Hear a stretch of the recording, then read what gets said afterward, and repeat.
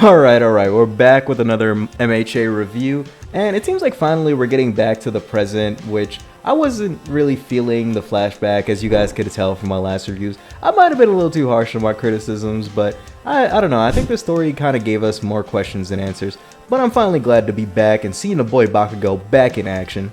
And we finally get an answer to finally figuring out if Bakugo is him, because he's going up against some pressing odds right now. AFO turned into this nasty amalgamation of all his quirks, and he's charging right at him. So can Bakugo actually stop this? We actually find that out at the end of this chapter.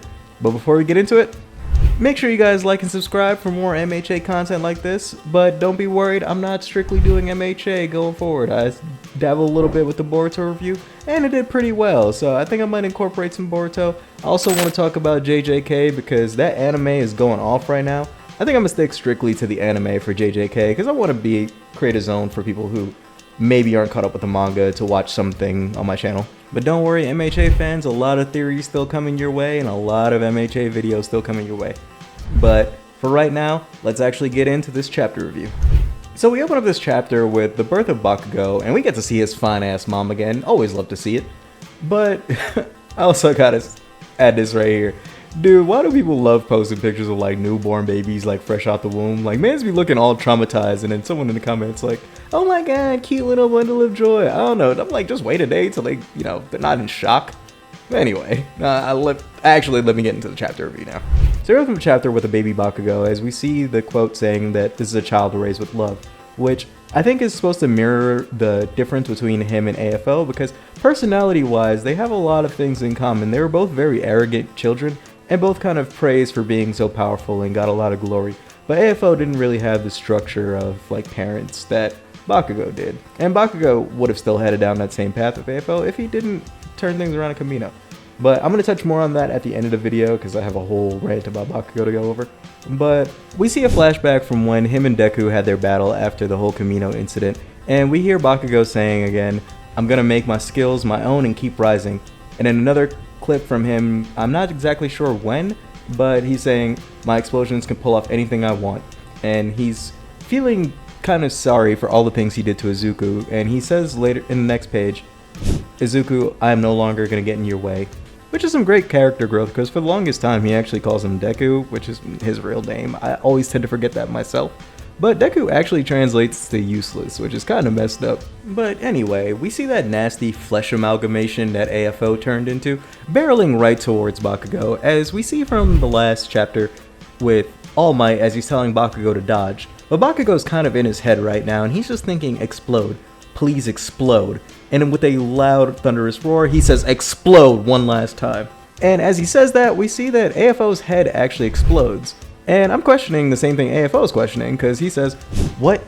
But he's so far away. He's never done something like this. And Bakugo goes on to explain, my explosions get weaker in the rain, but if I add a coating, I can send them off. He adds, I covered my explosive sweat with drops of regular sweats and didn't activate them. After some time, they eventually mix together and explode from outside stimulus, which, that's kind of a explanation. Like, was it just dumb luck it went off at that time then, I guess? Because he said he didn't have any control over when it went off, so I don't know. That doesn't really work for me. But he goes on to elaborate at the time of the start of the fight, when they had their quick little altercation, that he actually shot some sweat into his mouth, which, nasty by the way. And also, how do you not taste that? And he says that people have always said he's pretty clever, which I gotta give him his flowers. Bakugo is very smart. It's just that he's so abrasive that we tend to forget that he's actually really smart and really tactical in all his fights. And he goes on to tell AFO that he's only going to need one quirk to defeat him, and he remembers that quote from All Might that the more damage AFO takes, the younger he becomes. And AFO's not looking too good right now. He's looking like a whole ass skeleton in the face. This man is not in the best of moods. But somehow, he manages to go on to say that my powers are in disarray from all the damage he's taken, but he can still do one more shot. And he goes on to say that this is his story, so move aside, you side character. As Bakugo, who's not trying to hear any of that, comes in with his howitzer impact, which I'm kind of glad to see because I feel as if we haven't seen it in a while in the anime.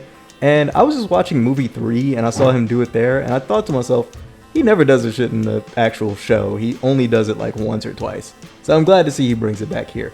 But after he does this, it is followed up by like 3 whole pages of him just beating the brakes off AFO. With consecutive explosions, AFO's trying to launch various quirks at him, but Bakugo's destroying them way too quickly. And he's also saying, "You fool, shut up. I've had enough of your mouth." As AFO seems to be coming to a realization that it's so odd that he's unable to mix his quirks factors together anymore. And he's like, no, it's not the explosions doing this, it's because his body's getting young and frail. And we see him in his vestige world, which looks a little different from Izuku's, because Izuku's has that whole like chair setup, while AFO's is kind of just in an empty void. But we see a figure talk to AFO and it says, "As you brandish negative emotions, your control weakens. That's why I was able to hold this fan meeting of mine." And we get to see it's the boy Hawks, but he also goes on to say, "Shigaraki was your downfall," which, cool to see Hawks here, because I was kind of wondering where they were going with that whole like him taking his quirk thing, because like he doesn't use it, but also Hawks' quirk was like pretty damaged, so I don't even think he could fly. The only reason why Hawks was able to fly is because he had those like artificial wings, which only let him fly so fast. He had to use those artificial wings to kind of get back to close to his top speed. And I'm also confused as to what he's saying here about the negative emotions, because the whole negative emotions thing is why he made Shigaraki in the first place. So if negative emotions mean that he cannot control his quirk, why raise someone whose primary being is to have the most negative emotion possible? There's a little conflict of the story in that sentence right there. But we could deal with that shit later, because Bakugo puts his hand on AFO's face and is like, "This is our story," as he blitzes this man away. And Jesus, bro, like if I got disrespected like this, I would be so mad. But we see that from that explosion, both Bakugo's gauntlet is messed up, and his arm just goes straight limp noodle in the next panel. But we see in the next panel that he is like just straight blasting AFO into the ground. As we see the collective like reactions from all the different people, and All Might is looking on it, it's like little by little, all that damage everyone dealt, finally. As we see also Bakugo's parents and Yoichi kind of reacting to AFO's defeat, which I'm not positive he gets defeated here, because in this little panel, it looks like he's in the ground, and he's breathing and gasping, but I can't tell what his age is here or what that is. He kind of looks like a little lizard in here. But one thing is for certain, Bakugo definitely defeated that nasty flesh amalgamation that he turned into.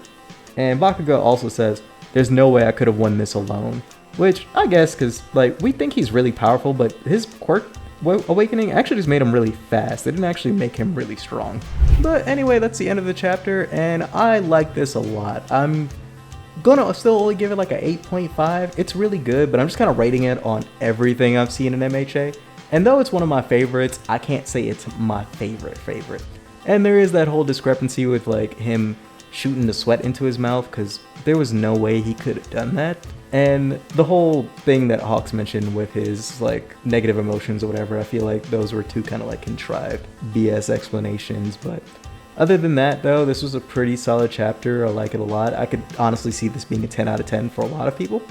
But for me, I'm just going to give it an 8.5, because my peak is still the Camino fight and the Star and Stripe fight are my favorite in the show. And I gotta add this, man, Bakugo's writing is so good. And though we've had a couple missteps, fake deaths, they have actually done a pretty good job writing him, because as I said at the beginning of the video, Bakugo could have potentially gone down that same path that AFO went down, because we see that in the beginning of the series, he is a really cocky, arrogant person, and he's mean to anyone that he feels is weaker than him in any form or way. And that's the same sentiment that we saw from AFO. So it's not necessarily like the love or the like loneliness is what raised Bakugo to be Bakugo, because to be honest, his parents are barely in the series and they barely ever make contact with him. But it's actually Izuku and his relationship with all the other students at UA. Because I believe after that Camino incident, he saw the path that he was heading down, and all of it kind of stemmed from the fact that villains saw him as a potential villain. And he didn't want to be a villain, he wanted to be a hero. He actually wanted to be the best hero. And we actually do see him kind of like peel back that banana over the course of the series, as he kind of like addresses his abrasive behavior, and he even starts calling Deku Izuku instead of Deku, because he doesn't see him as useless anymore. And I, like most people, when we started the series, we kind of thought Bakugo was going to go down that Sasuke path, because ever since Naruto, they've kind of consistently done that protagonist's best friend goes down the path of evil thing. But him changing his direction and actually becoming a good guy, as well as like starting to like him, was such a good direction. And he is easily my favorite character in the show, which is kind of hard to say because there's so many good characters. And unlike someone else we know, Endeavor, he's actually done the sacrifice play to save the people he loves, and he's gone above and beyond to show that he is reformed in every way or form. It was kind of like what they were doing with Vegeta in the Buu saga, until Super came around and just kind of like undid it all. But anyway, that's all I have for this chapter. And thanks again for watching. As I said, I'm planning to do more animes down the line, so stick tuned if you guys are interested. But I will never forget the MHA fans. I am the biggest MHA fan. Like, despite there's some really good animes out there, my love for MHA won't stop. And I know I've been a little bit critical of some of the stuff that's come out in the recent chapters, but I still love this series to death, and I will always cherish it. And I definitely didn't forget about that Boys vs MHA video. It's just taking me a little longer because I'm constantly like rewriting it and trying to figure out a different theme and trying to go with a different narrative, but it should be hopefully coming out this week. I should have a bit more content coming out this week, so stick tuned. And thanks again for all the likes and subscribes. You guys have really been helping me out a lot, and every day my dream seems a little bit closer and closer to making this a full-time thing, which I really can't wait for that to happen because there's so much stuff I want to talk to you guys about and so much stuff I want to create, but I only have a little bit of time because I work a full-time job. But for right now, all I can keep doing is grinding and showing my appreciation. So thank you guys. But anyway, that's all I got for now. You guys stay safe, my ninjas, and I'll see you in the next one. Peace.